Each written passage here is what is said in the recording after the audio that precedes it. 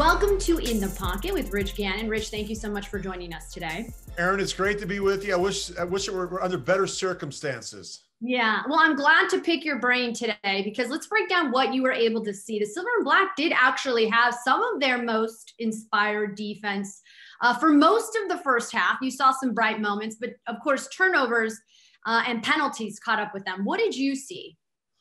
Well, I was disappointed. You know, I got up early this morning and watched it. I was doing a game yesterday in Buffalo, and I heard the score, and I was really surprised that it was that lopsided. And then when I really looked under the hood, you know, I just look at just how sloppy a day it was for the Raiders, and there's really no excuse for it. You and I were talking before the show. You get into this time of the year after Thanksgiving, you have to be playing your best football. Now they're on the outside looking in at the playoff picture, and they really let an opportunity slip away yesterday. And it wasn't any one person. You can say, oh, Derek didn't take care of the ball, or, you know, they had too many penalties. Yeah, that's all part of it. But everybody contributed to that mess, and that's really what it was. And you can't have a mess in late November. You have to be able to go on the road and take care of your business. That to me was most disappointing. 11 penalties for 141 yards, unacceptable. You know, 5 giveaways. You know, Derek is got a problem in the pocket, and that's got to get corrected. I did some research this morning. 31 lost fumbles since he entered the league in 2014. That is the most. Now that's lost fumbles. That's not putting it on the ground. That's lost fumbles.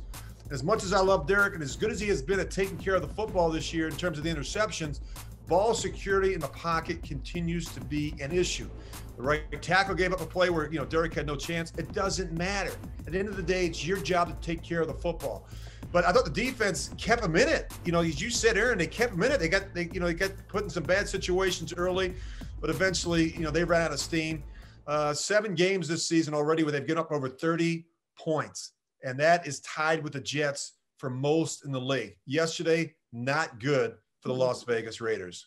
No, and you talk about the pocket collapsing on Carr. Carr said actually after the game, the collapse really began with a flat week at practice. And of course, Eric Allen and Marcel Reese both praised you during our Raiders post game yesterday about your practice habits when you played and how demanding you were, not just from your teammates, but from your own self, just how important a great week of preparation, you know, is for Sundays in the NFL. Is that something that does have a huge impact, getting in a good week of practice?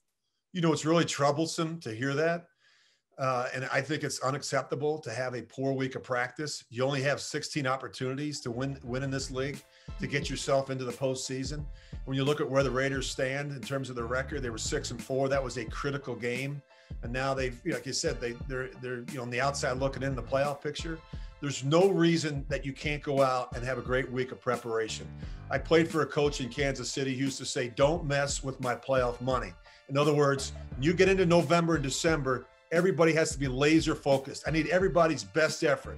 I'm counting on you. You're counting on me. I can't let you down. It has to be that type of relationship, that type of trust with one another.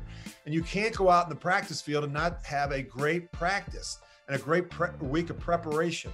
I always say the 5 Ps, Aaron, you should know this. You've been with me long enough. The 5 Ps, proper preparation prevents poor performance.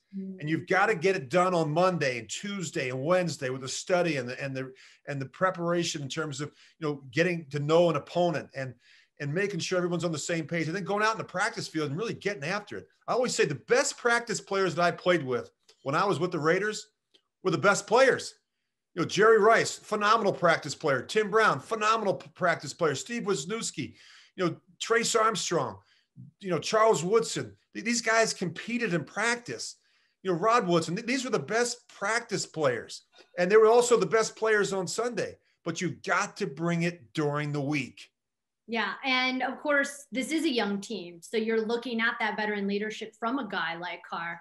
You know, and when you suffer an uncharacteristic loss for the Raiders this season, how do you believe a team like this needs to do to bounce back? Do you just kind of forget about it, rip it up, move on, or do you study the film and see what absolutely went wrong?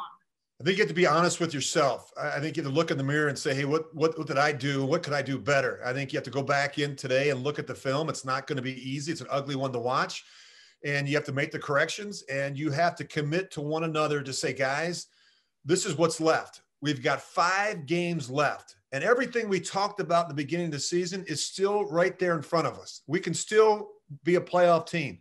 We can still, get to the AFC Championship. We can still win a Super Bowl, but we've got to take care of business the next 5 weeks. Yeah. And this is where the cream rises to the top. This is where the real teams that are going to do some damage in January, this is where they begin to peak. And we're going to find out a lot about the character and the leadership on this football team in the next 5 weeks. It's always a part of the conversation after a game like this. Maybe, the West Coast team flying to the East Coast. Do you believe that does have in some way an impact on a team when they do have a 10 a.m. kick? And do you believe maybe the NFL should look into giving West Coast teams maybe a 1 o'clock time slot? That's not ever going to happen. It's just what it is. And I just think that that's part of, our game. You have to be able to make adjustments. The East Coast teams say, hey, going all the way out to the West Coast is not an easy thing either. Yeah. But there are no excuses. Going in, this is the season, this is the schedule, and you got to get yourself out of bed. You got to come ready to play your best football. Look, they had no problem doing it against Carolina. They're 4-1 on the road prior to this game, and I was encouraged by the fact that they were becoming road warriors. But you can't use that as an excuse that, hey, it was an early start for us and we had to travel to, look, at the end of the day, you just, what you put out on film is what you are. And yesterday it wasn't good enough for the Raiders. No, you're right. And this team, one of the strengths was its dominance on the road. Heading into this previous week, they were 4-1 on the road. And like you said, they did a great job in Carolina, of course, in Cleveland as well with that terrible weather. But the Raiders are going back east again, okay? And they're facing a winless team in the Jets, 0-11. What do you believe are the dangers in now playing a team that is winless, with the Raiders needing, like you mentioned, the next 5 games, they need to really be in the driver's seat and control their own destiny? Yeah, Erin, I think it's really important that we talked about having a great week of preparation, but not to underestimate the Jets. They are a dangerous football team. I've covered them a couple times this year. In fact, I did them 2 weeks ago. I would tell you this, the most dangerous team in the league right now in this point of the season is not the team that's undefeated. It's the team that's winless. They're chomping at the bit. They're tired of being told they can't get it done. Every time they pick up a newspaper, someone's saying they're no good. They're going to come out. They're going to get their best effort. You've got coaches and players playing for jobs. One of them is Sam Darnold. If he doesn't play better the next couple of weeks and then he'll start winning some games, they're going to draft a quarterback in the first round. We all know who it is. And so he's going to be motivated to play his best. And they've been in some games with a chance to win. They've not finished. But there's absolutely no reason why the Raiders can't go to New York and take care of business against the winless Jets. They're 0-11 for a reason.